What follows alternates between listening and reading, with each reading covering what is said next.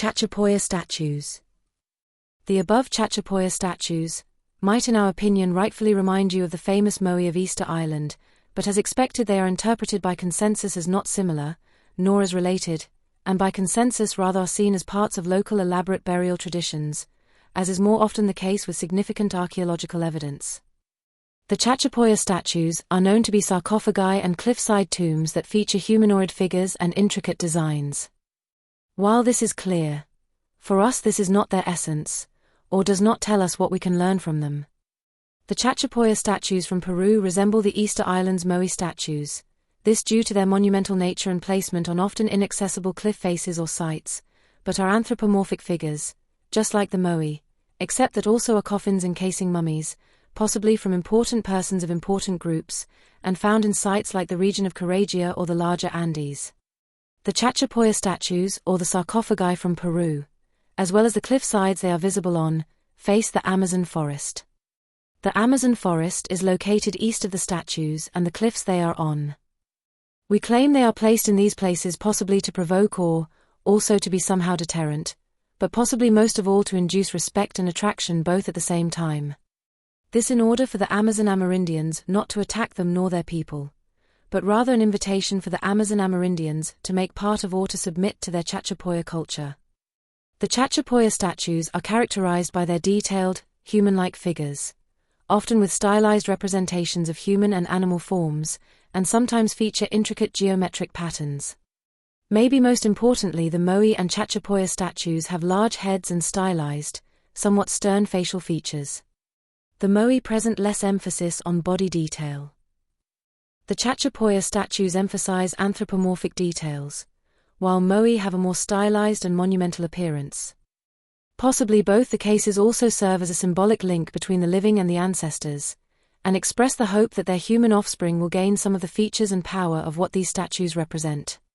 At least this is the impression we have in close to all cases of what consensus calls tombs, and that are still sufficiently related to out of the Americas and Amazon Amerind culture, which we argue that this is still the case in all megalithic sites and especially so the so-called tombs. Also in these cases, we hypothesize that there was clearly more spontaneous respect for the environment, the elements, and all the sustainability or horn of abundance vision related to them. We hypothesize that the humans had much more a feeling or belief of being part of it. It is more about a primary relation with the environment, and all of its elements, possibly including the whole planet and even cosmos, etc. For modern humans we hypothesize that whatever respect is more related to a feeling of, we are civilized humans and consequently we have to respect the environment etc. Respect remains secondary to other aspects of their lives, like their culture, economy and or possibly political stance, etc. South American mummies are the oldest of the world. Last but not least, the South American mummies are the oldest, or amongst the oldest in the world. The world's oldest mummies are the partly naturally preserved Chinchorro mummies from Chile, with some dating back to around 7020 BCE. Over 9,000 years ago, in the arid Atacama Desert. The oldest artificially mummified bodies are also Chinchorro mummies, some of which were created as early as 5050 BCE. Famous Egyptian and Ismenotz's mummies are significantly younger than these ancient Chilean examples. Unlike Egyptian methods, the Chinchorro people made incisions to remove organs, dried the body cavities, replaced organs with natural fibers, and used reeds to sew the skin back on before covering the body with clay masks. Please comment with your doubts and remarks, as we pretend to complete or to remake this same video, for it to become more useful and or understandable for you and others. We do not pretend to feature popular, nor widely accepted videos, but rather to rewrite parts, especially of human history, that are scientifically proven to be improbable at this point in time.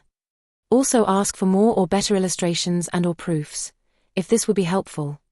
Please remember that you should not call yourself an alternative historian or historian, if you do not clarify at least some part of history, or do not add up with a fully scientifically supported history, or with a history without too many paradigms. Like consensus still fails to do so, and most historians, even alternative historians also fail to do so until now.